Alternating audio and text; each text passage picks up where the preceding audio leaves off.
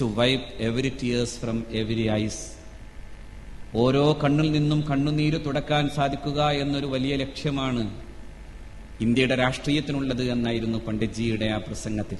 ഇന്ത്യയുടെ അഭിവന്ദനായ ഗാന്ധിയുടെ സ്വപ്നം പോലെ അന്ന് പണ്ഡിറ്റ് ജവഹർലാൽ സൂചിപ്പിച്ചത്. ഇതൊരു രാഷ്ട്രീയ ധർമ്മം മാത്രമല്ല, മതത്തിന്റെ ധർമ്മവും അങ്ങനെ തന്നെയാണ്. മനുഷ്യനെ ചേർത്ത് പിടിക്കുമ്പോഴേ മതം അതിന്റെ പൂർണ്ണാർത്ഥത്തിൽ അതിന്റെ വിശ്വാസത്തിലേക്ക് നടക്കാൻ ഒരു മതവിശ്വാസിക്ക് സാധ്യമാകുന്നു.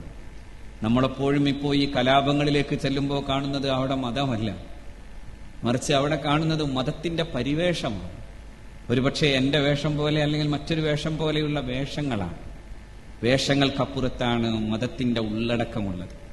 അവിടെ നിലനിൽക്കുന്നത് ദൈവം എന്ന ചിന്തയുടെ ഏറ്റവും പ്രധാനപ്പെട്ട അതിന്റെ കാമ്പ് മനുഷ്യത്വമാണ്, സ്നേഹമാണ്, കാരുണ്യമാണ്.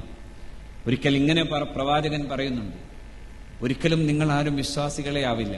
അത് കേൾക്കുമ്പോൾ തന്റെ അനുചരന്മാർ ചോദിക്കുന്നുണ്ട്, കുല്ലുനാ റഹീമുൻ യാ റസൂലല്ലാഹ്, അങ്ങ് ഉദ്ദേശിച്ചതുപോലെ അല്ലെങ്കിലും ഞങ്ങളൊക്കെ കാരുണ്യവാന്മാരാണല്ലോ, എല്ലാവരോടും കരുണ ചെയ്യാൻ അങ്ങ് പഠിപ്പിച്ച പോലെ ഞങ്ങൾ ചെയ്യുന്നുണ്ട്, പിന്നെ എന്താണ് അങ്ങ് ഉദ്ദേശിച്ചത്?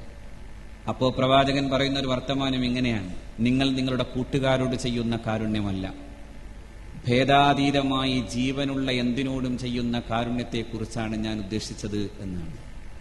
അത് ഭേദാതീതമായ ഒരു കൽപ്പനയാണ്. എല്ലാത്തിനുമപ്പുറം കിട്ടേണ്ടത് എല്ലാ മനുഷ്യർക്കും എന്നത് മാത്രമല്ല, എല്ലാ ജീവജാലങ്ങൾക്കും പോലും കാരുണ്യം പെയ്യാൻ കഴിയുന്ന വിധം നിൽക്കാൻ നിങ്ങൾക്ക് സാധ്യമാകുമ്പോഴാണ് യഥാർത്ഥ മതവിശ്വാസിയായി നമുക്ക് നിൽക്കാൻ കഴിയുക.